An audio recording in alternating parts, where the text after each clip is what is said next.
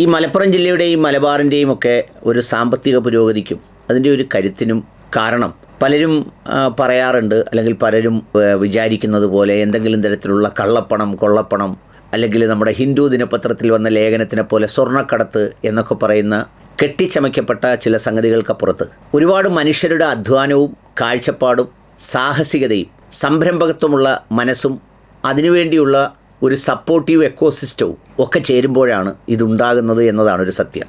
കഴിഞ്ഞ ദിവസം ഞാനും എൻ്റെ ഒരു ജ്യേഷ്ഠ സുഹൃത്തായ പ്രിയപ്പെട്ട ഒരു മുതിർന്ന മാധ്യമപ്രവർത്തകൻ അജിത് ശ്രീനിവാസൻ എന്ന അജിത്തേട്ടനുമായി ട്രെയിനിൽ യാത്ര ചെയ്യുകയായിരുന്നു. അങ്ങനെ ട്രെയിനിൽ യാത്ര ചെയ്തിങ്ങനെ പോകുമ്പോൾ എന്നെ കണ്ടുകൊണ്ട് എൻ്റെ അടുത്തേക്ക് ഒരു ചെറുപ്പക്കാരൻ വന്നു. 34 വയസ്സാണ്. അവനെ ഞാൻ അമീർ എന്ന് പേരിട്ട് വിളിക്കുന്നു. അവൻ്റെ പേരിൽ ചെറിയൊരു മാറ്റമുണ്ട്. അവൻ്റെ ഒരു ഐഡൻറ്റിറ്റി വെളിപ്പെടുത്തേണ്ടതില്ല ഇക്ക എന്ന് പറഞ്ഞതുകൊണ്ട് ഞാനത് മാറ്റുന്നതേ ഉള്ളൂ. അവൻ്റെ പേര് അമീർ എന്ന് വെച്ചോളൂ. അവൻ എന്നോട് വന്ന് ഞങ്ങളോട് ഇങ്ങനെ നിന്ന് കാര്യങ്ങൾ പറഞ്ഞു. നിങ്ങളുടെ വീഡിയോ കാണാറുണ്ട്, വീഡിയോ ഒക്കെ കണ്ടാണ് ഇങ്ങനെ അതിൻ്റെ കാര്യങ്ങളൊക്കെ പറഞ്ഞു കഴിഞ്ഞപ്പോൾ ഞാൻ ചോദിച്ചു, നീ എവിടേക്ക് പോകുന്നു എന്ന് ചോദിച്ചു. അതെൻ്റെ വീട് അരീക്കോടാണ്, ഞാൻ കൊച്ചിക്ക് പോവുകയാണ്. അപ്പോൾ എന്താണ് കൊച്ചിക്ക് പോകുന്നതിൻ്റെ കാരണം എന്ന് ചോദിച്ചപ്പം പറഞ്ഞു, എനിക്കവിടെ യൂബർ ഓടുന്ന 4-5 ടാക്സികളുണ്ട്, അതിൻ്റെ കണക്കൊക്കെ നോക്കാൻ പോകണം, ഇനി ഞാനൊരു 10-15 ദിവസം അവിടെ ഉണ്ടാവുമെന്ന് പറഞ്ഞു.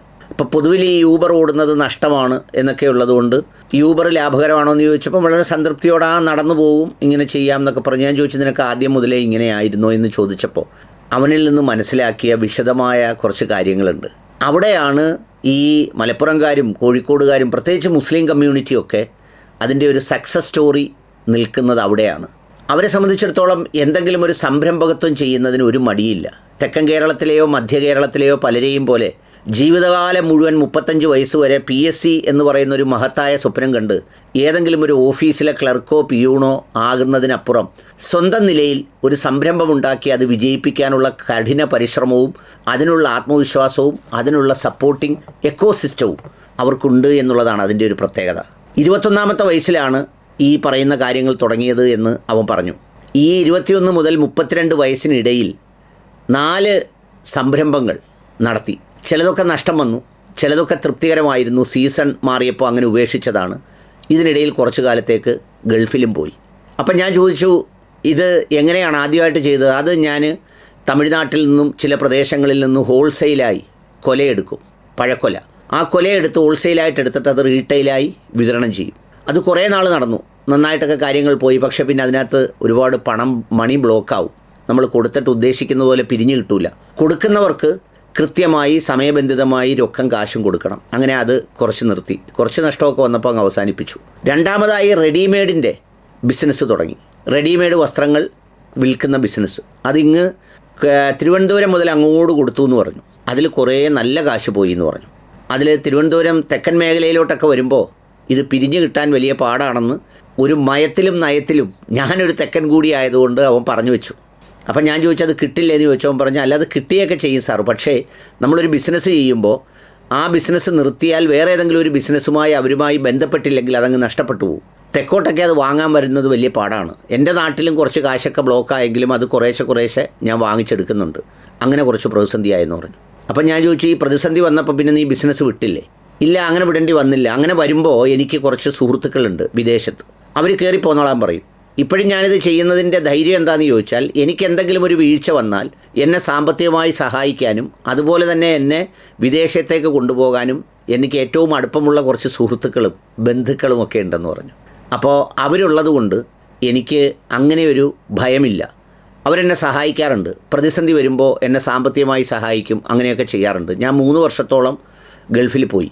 അവിടെയും ചില സംഗതികളൊക്കെ ചെയ്തു. അവിടുന്ന് ഇത്തിരി കാശൊക്കെ സമ്പാദിച്ചു, ഒരു വീടൊക്കെ വെച്ചു, പിന്നെ കുറച്ച് ബാധ്യതകളൊക്കെ തീർത്തു. അത് മതിയാക്കിയപ്പോൾ എനിക്ക് ഗൾഫ് ജീവിതം മതിയായതുപോലെ തോന്നി. ഞാനിങ്ങ് മടങ്ങിപ്പോരുന്നു.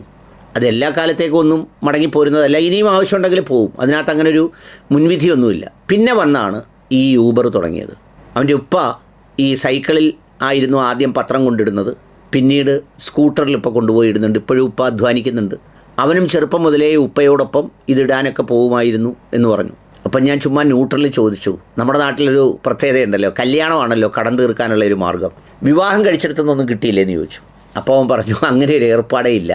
വിവാഹം കഴിച്ചു, നല്ല സന്തോഷമായിട്ട് ജീവിക്കുന്നു, ഒരു കുഞ്ഞുണ്ട്, വൈഫിനും PG ഒക്കെ ഉണ്ട്. വൈഫ് ഇപ്പോൾ ഈ ഓൺലൈൻ ട്യൂഷൻ എടുക്കുന്നുണ്ട്. കോവിഡ് സമയത്ത് തുടങ്ങിയതാണ്. അതിനൊരു ദിവസം 1000 രൂപ ഒക്കെ ഈ ട്യൂഷൻ എടുക്കുന്നതിലൂടെ കിട്ടുന്നുണ്ട്. സന്തോഷമായി നടന്നു പോകുന്നു. അപ്പം ഞാൻ ചോദിച്ചു ഈ സർക്കാർ ജോലി, ഞങ്ങളിൽ അങ്ങനെ വലിയ താല്പര്യമൊന്നുമില്ല, ഞാനും ഡിപ്ലോമ ഒക്കെ കഴിഞ്ഞതാണ്, അതിനൊന്നും ശ്രമിച്ചില്ല. അപ്പം ഞാൻ ചോദിച്ചു പിന്നെ മലപ്പുറത്തെ സർക്കാർ ജോലിക്കാരോ? അത് ഈ മാഷന്മാരുടെ മക്കളും അങ്ങനെയുള്ള ജോലിക്കാരുടെ മക്കളൊക്കെ ജോലിക്ക് ശ്രമിക്കും എന്നുള്ളതല്ലാതെ പഠിച്ചിറങ്ങിയ പ്രൊഫഷണലായ കുട്ടികൾ പോലും എന്തെങ്കിലുമൊക്കെ സംരംഭങ്ങൾ ചെയ്ത് അവരുടെ ഒരു ഇൻകം ഏണിംഗ് കപ്പാസിറ്റിയും ഒരു വ്യക്തിത്വവുമൊക്കെ ഉയർത്താനാണ് ശ്രമിക്കുന്നത്. അവിടെയാണ് അവരുടെ വിജയമുള്ളത്. നോക്കൂ, ഇപ്പോൾ ഇവനെ സംബന്ധിച്ചിടത്തോളം, അപ്പോൾ അജിത്തേട്ടൻ പറയുമായിരുന്നു, ഇത് പലപ്പോഴും ഓർക്കാറുള്ളതാണ്. പുള്ളി അതിനോടൊപ്പം ഒരു കാര്യം കൂടി ചേർത്തു. ഈ ചില സമൂഹത്തിന് അങ്ങനെ ഒരു പ്രത്യേകതയുണ്ട്. എന്നിട്ട് പുള്ളി പറയുകയാണ്, ഈ പ്രവാചകൻ ഒരു കച്ചവടക്കാരനായിരുന്നല്ലോ, അതുകൊണ്ടൊരു സംരംഭകത്വത്തിൻ്റെ ഒരു ജീൻ ഈ മുസ്ലിം കമ്മ്യൂണിറ്റിയിലേക്കും വന്നിട്ടുള്ളതാകുമോ എന്ന് പുള്ളി ഇങ്ങനെ ഒരു സംശയം പ്രകടിപ്പിച്ചു. ഞാനതിനെക്കുറിച്ച് ഓർത്തു. സഹാബാക്കളൊക്കെ ഒരുപാട് കച്ചവടക്കാരായിരുന്നു. അവരൊന്നും മുസ്ലിയാക്കന്മാരായി മേലനങ്ങാതൊന്നും ജീവിച്ചവരല്ല. ആട്ടിടയന്മാരായിരുന്നു, കൊല്ലപ്പണിക്കാരായിരുന്നു, മേശരിമാരായിരുന്നു, അങ്ങനെ വിവിധ തൊഴിലുകൾ ചെയ്താണ് ജീവിച്ചത്. അപ്പോൾ അതിൻ്റെ ഒരു കരുത്ത് അവരുടെ ശരീരഭാഷയിലുണ്ട്, അവരുടെ വിശ്വാസത്തിലുണ്ട്, ഇതെല്ലാം ഉണ്ട്. അപ്പം ഞാൻ ചോദിച്ചവനോടൊരു ഒരു ഒരു ഒരു ഒരു ജസ്റ്റ് ഒരു കൗതുകത്തിന് വേണ്ടി, ഇങ്ങനെയൊക്കെ കടം വരുമ്പോൾ, ഇതെല്ലാം അജിത്തേട്ടൻ കേട്ടുകൊണ്ടിരിക്കുകയാണ്, ഇങ്ങനെയൊക്കെ കടം വരുമ്പോൾ ആത്മഹത്യ എന്തായി പറയുന്നതെന്ന് അത് പറഞ്ഞു തീർക്കാൻ പോലും അവൻ അനുവദിച്ചില്ല. അങ്ങനെയൊന്നും ഞങ്ങളുടെ നാട്ടിലൊന്നും കേട്ടിട്ടേ ഇല്ല എന്നാണ് പറയുന്നത്. ഒന്ന് ആലോചിച്ച് നോക്കൂ. അപ്പോൾ അത്രമേൽ ഒരു വിശ്വാസവും ആത്മവിശ്വാസവും ഈ ആളുകളെ സഹായിക്കുന്ന ഒരു സോഷ്യൽ നെറ്റ്വർക്കും അത്തരമൊരു എക്കോസിസ്റ്റവും ഒക്കെ അവിടെ നിലനിൽക്കുന്നുണ്ട് എന്നുള്ളതാണ് ഒരു സത്യം. ഇന്ന് നമ്മുടെ നാട്ടിലൊക്കെ ഒരുപാട് പലതരത്തിലുള്ള വ്യവസായത്തിനുള്ള സ്കോപ്പുണ്ട്. പക്ഷേ നമ്മുടെ നാട്ടിലൊക്കെ കണ്ടുവരുന്നത് എന്താ? വിയർപ്പിൻ്റെ അസുഖം ബാധിച്ച് കുറേ ആളുകൾ ഈ വെള്ളമടിച്ച് പണിക്കും പോകാതെ, പിന്നെ അതുപോലെ തന്നെ കുറേ പേര് ജീവിതകാലം മൊത്തം ആ ടെസ്റ്റ് എഴുതി, ഈ ടെസ്റ്റ് എഴുതി, ആ ടെസ്റ്റ് എഴുതി, 5 ടെസ്റ്റും 5 റിസൾട്ടും വരുമ്പോൾ കൊല്ലം 10 അങ്ങ് പോവും. ഇതിനിടയിൽ വിവാഹം കഴിച്ചു കഴിഞ്ഞാൽ അതിൻ്റെ പെടാപ്പാടും പ്രാരാബ്ദങ്ങളും ഒക്കെയായി വേറൊരു വഴിക്ക്. ഇന്ന് സഹായിക്കാൻ ആരെങ്കിലും ഉണ്ടോ? ഒന്നുമില്ല. ആകെ ആളുകൾ വരുന്നത് മൂന്നാം ഭാഗത്തെ നടത്താനും സഞ്ചയനം നടത്താനും ഒക്കെ ആയിട്ടാണ് ആളുകൾ എത്തുന്നത്. ഇതാണ് 2 സംസ്കാരം, 2 വിശ്വാസം, 2 പ്രതീക്ഷ. ഇതിലുണ്ട് ചില ഉത്തരങ്ങൾ. അതുകൊണ്ടാണ് അവൻ പറഞ്ഞ കാര്യങ്ങൾ വെച്ച് തന്നെ എന്നോ മനസ്സിൽ ചിന്തിച്ചതെല്ലാം ഞാൻ ചേർത്ത് ഇവിടെ പറഞ്ഞത്.